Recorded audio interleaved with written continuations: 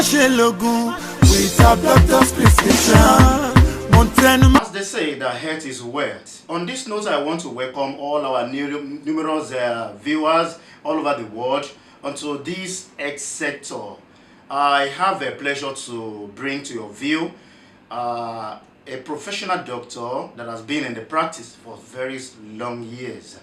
But before I start, let me introduce myself. My name is Olufemi Akimboboye. I'm so happy because there's so many issues in the health sector, and that is why we brought to you a professional, a gynecologist for that matter. Yeah, he's going to introduce himself to you. Stay tuned as you continue and enjoy this program. So, doctor, you are welcome. So, could you please introduce yourself to all our viewers at home that are listening to us, that are watching us? Thank you. I'm Dr. Abdul Mohammed Popoola, a obstetrician and gynecologist. I'm a fellow of West African College of Surgeons. I live in Kaduna, Nigeria. Thank you for watching this program. And I'm here to answer some of the questions that will be thrown to me by the presenter. Thank you. I'll give you. It's a pleasure having you on this show, Doctor. Thank you very much. Of course, we have a series of questions for you. Before we go further into the questions, like you said, you are a gynecologist. How long have you been in the practice? Well, being in medical practice means after graduation. Well, for close to about 20 years now or more. Wow. Yes, I've been in practice. Then eventually, after graduation, you do what you call asthmaship. Then you go for your UCOP. After that, you come back for residency program, which is rigorous. But then eventually, towards obtaining a specialist degree, and that I obtained. I'm a fellow of West African College of Surgeons. Wow, thank you so much. In fact, invariably you have let us know what does it take to be a doctor. Well, I think it's determination and knowing the right thing to do. I've been initial right from secondary schools. You need to take science subjects, and you have to be very good at them. Okay. Yes, physics, chemistry, biology, mathematics, and English. Okay. And eventually, when you have at least a credit in them, then you write the Joint Admission Matriculation Board JAM exams. Now, there are certain cut-off points that you must make for you to qualify to be admitted into the College of Medical Sciences. And well, you go through when you're admitted, it's a 6-year program. And eventually, after graduation, you'll be given that degree award, which you call MBBSc. It depends, some call it MBCHB. It depends on where you graduate from. And after that, you do your job as manship. Then you serve, and eventually, if you are the type that actually wants to become a specialist, then you enroll into the postgraduate program and eventually become a specialist. Of course, I love the way you details and this we encourage, especially the youth out there, that those who want to embrace the profession, so that they will know how to go about doing it. Of course, it's not just sitting down and say I want to be a doctor. There's more to it, like you just analyzed. Yes, thank you so much. Now let's go into X sector. Let's go deep into X sector now. Now, when we talk about health, our health, what does it take? What are the things we're supposed to do, or how can we control our health? How do we manage our health? How do we control our health? You see, the most important thing is what you eat determines your health status. Wow. Yes. In fact, eating junks, eating inappropriate food actually contribute to health ailments in most people. So in other words, controlling what you eat and knowing what to eat at the right time, ensures healthy living. Wow. Of course, in this part of the world, what we eat mostly, of course, you've seen since we came here, and of course, and we'll be trying to regulate and to know what to run for and what to embrace. Thank you so much. And now, let's talk about abuse of drugs.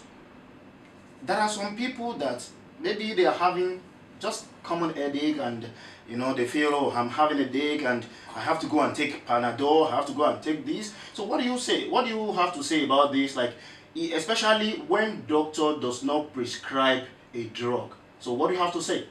Yes, thank you very much. Unfortunately, it's a very bad situation we find ourselves, particularly in our country, Nigeria, where it's become drug addiction, drug abuse are becoming a menace now. And this is how it all started. Going to take self-medication without doctor prescription is the primary cause. When you have headache, ideally, yes, you can take small analgesic like paracetamol. If after a dose or two, you are not, I mean, you didn't get better, the next thing is for you to see a doctor, for a doctor advice, because for all you may know, it may be more than the headache you think. There are so many causes. In fact, headache is just a symptom. It could be a symptom of a major problem, I mean, health problem in an individual. So it is the doctor that will actually decide for you whether this headache you're having is probably maybe a result of stress, inadequate sleep, or even hunger at times. And maybe be more than that. So doctor will decide for you. But if you assume, oh, this headache I'm having just a slight thing, let me just go and take paracetamol, and you keep taking paracetamol for a long time, as you are taking the paracetamol, it suppresses the headache temporarily. By the time the drug wanes, the headache comes back. But the ailment continue to grow and increase and damage so many other things that you may not even think of. So when you nip it at the bud early enough, and by seeing a doctor who decides what is the cause of that headache for you, I mean, you could just go unharmed. And in fact, you may not even know the extent or the gravity of that problem you have. Yeah, but going for self-medication is actually a non-issue and it's something that should be discouraged. In fact, it's the cause of all the genesis of all the menace we're having today in our country, where people just abuse drugs to the extent of from as little as paracetamol, of course, to the extent of taking some hard drugs, which are just too unfortunate in our environment. Thank you so much, Doctor. In the other hand, we see these days that all our youths, they are into hard drugs, especially these days. They call some guys science students. I'm not referring to students who are doing offering science as a course in the school. No, but this one they are because of why? Because they mix different types of drugs. There are so many of them out there right now. Like most of them they mix codeine and they mix it together. So what do you think? This is an abuse of drugs, and or before you know they become a drug addict. So what are the effects? What are the effects? You see, it's unfortunate, and thank God actually our government has taken a drastic action. Few days back, government just banned the use or the sale of codeine in Nigeria, I mean generally, which is a step in the right direction.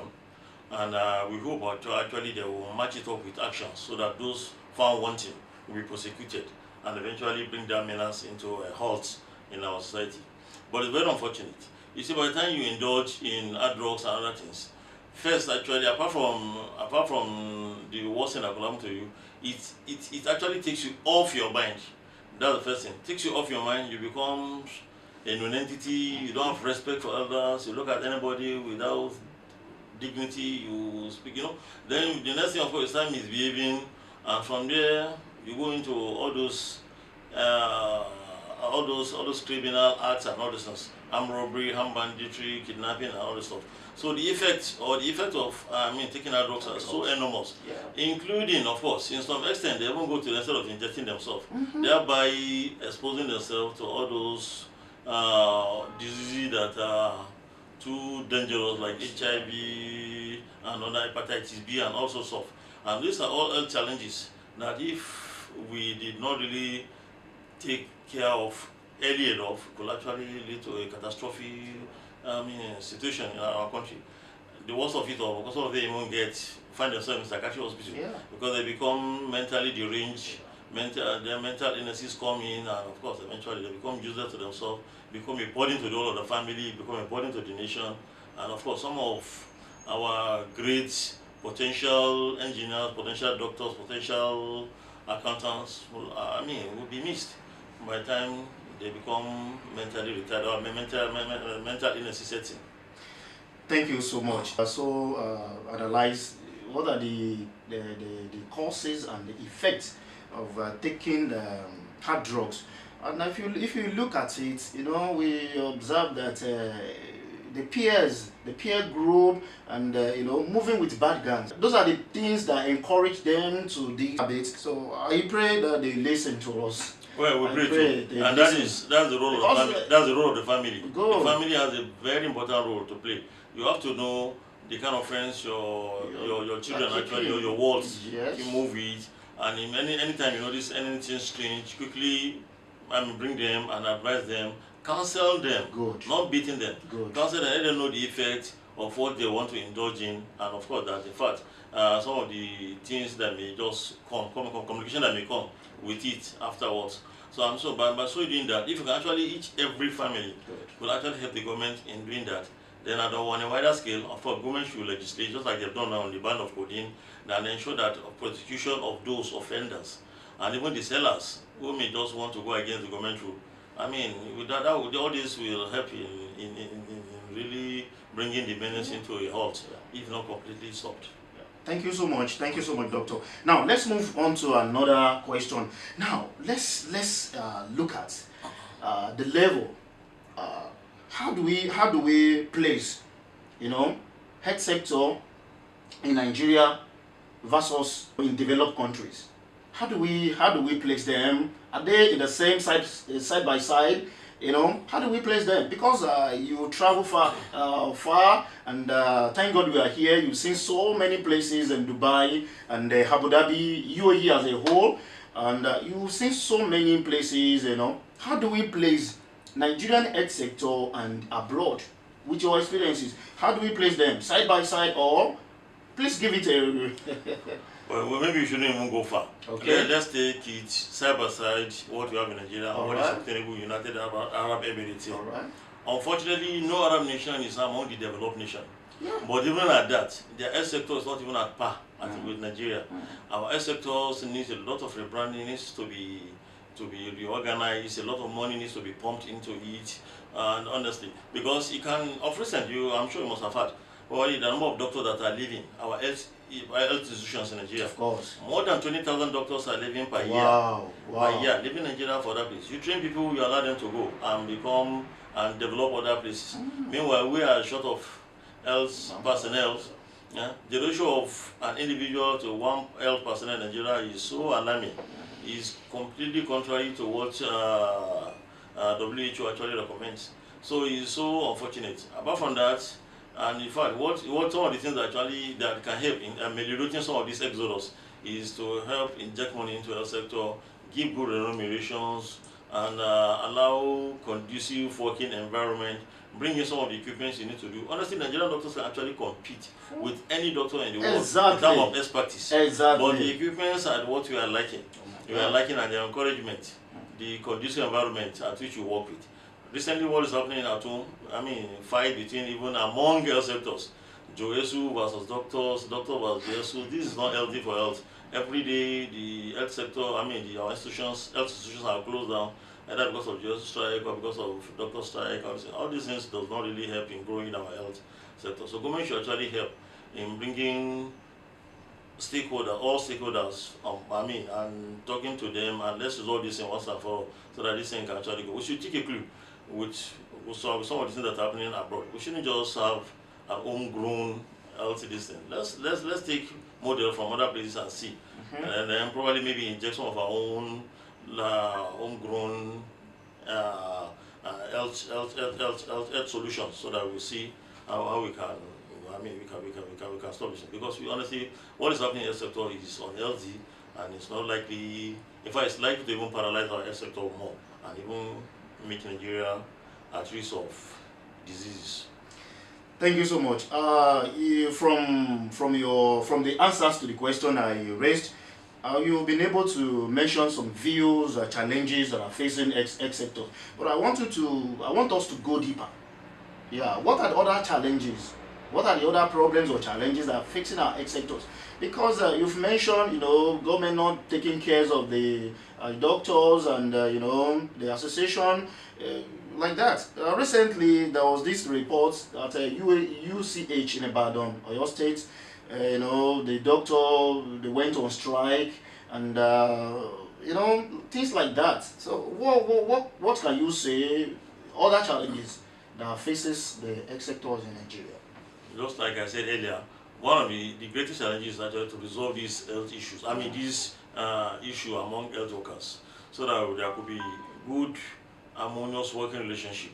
So that that will help in bringing our health sector higher than what we even thought. Then remuneration. Let's bring in. The government, like budget for health is actually has been on a decline. Wow. Be on the decline on a yearly basis, and health sectors anywhere needs a lot of money. So the government should endeavor to inject money more into the sectors, particularly the primary healthcare, which is the basis, and that's where the majority actually fall. Because primary healthcare is the basis. By the time if you get it right at primary healthcare, then secondary healthcare will have less work. Then of course the little I get there will be seen. Few of them will be seen. I mean, they will be seen by doctors thoroughly. Then of course some eventually to the tertiary. But in a situation where everything is apart, in fact, the primary health, you can see tertiary institution treating malaria, which is very, very uncalled for and it's not supposed to be. And malaria, the likes of malaria, typhoid, urinary tract infection should be treated at primary health care level. Yes, it's only when primary care level now fails, that's when you now put it up to secondary, then from there to tertiary. But in a situation where the primary health care completely, primary health care in Nigeria is completely down, well, that's why you find people with little malaria going to tertiary institution to see, and thereby crowding those that actually needs to be seen by tertiary institutions, health sector. So I mean, health workers. So it's quite unfortunate. So we need to really reorganize, re-strategize, and get our acts together so that things will really work the way it should be. Let's put in more doctors at primary healthcare, train them and retraining, not just training them, train them and retrain them, train the nurses, all the other health workers, train them at primary healthcare, so that primary healthcare will be well equipped, well groomed, and all this. So that by the time you'll be surprised that if you get a primary healthcare better, very well, 80% of our disease condition will only stop at primary healthcare without even going to secondary, not talk of tertiary. And at tertiary, of course, they will only deal with major health challenges like cancers and other things. Yeah, so we need to really take our primary healthcare seriously. Yes, more seriously. Now, thank you so much, Dr. Abdul Mohammed Popoola. Yeah, let's move to the next question. Now, I want to ask you, now, recently we heard about that Nigerians, especially the Muslim, they will not be able to take part in the 2018 Hajj because of the communicable diseases or something. So, what do you have to say about this? What are your views? Okay, I think we are talking about the outbreak of Lassa fever. Lassa fever, you are right. You are right. Yes, in Adamawa. Yes, actually, well, initially, yes, that was their initial reaction because they feel Hajj is approaching, and Lassa fever, you know, is communicable and is equally deadly. In fact, it has a very high mortality rate, if not taken care of. So, and that is why I'm sure that thing actually sent the waves to Saudi government, and they feel, oh, if we allow these people to come here, and this is a communicable disease, mixing with so millions of people around the globe, that may just cause a global pandemic. So I'm sure that is why they actually took that step. But thank God for our government, they have been very proactive. Yes, they're actually taking up the challenge, and I think the menace of that has been confined to just the local area. And so, in fact, a lot of people have been taken for isolation. Those that are infected, confirmed, have been on treatment, and the menace is actually coming down. Yes, it's coming down. I'm sure our government will definitely have the report, and I'm sure they have a change of heart. That's very good. That's an applause for them. I think, you know, in the international community, whenever they hear little things, especially about health, so maybe they have already blown it up like, oh, so probably it's all over Nigerians, and it was happened within just a little community, just very small small area, and it has been curtailed. Yes. All right. Now, before we round up this program, now I want you to before I ask the next question. Now, what are your focus? What are your projection in this profession? Like, maybe what are your plans? Because you've been working for several years. Do you still want to continue working with the government, or want to have an establish of your own? What are your vision in this profession? that's a personal question. But then, actually, well, my hope and aspiration and my vision is just a Call on doctor's attention if you need solution. But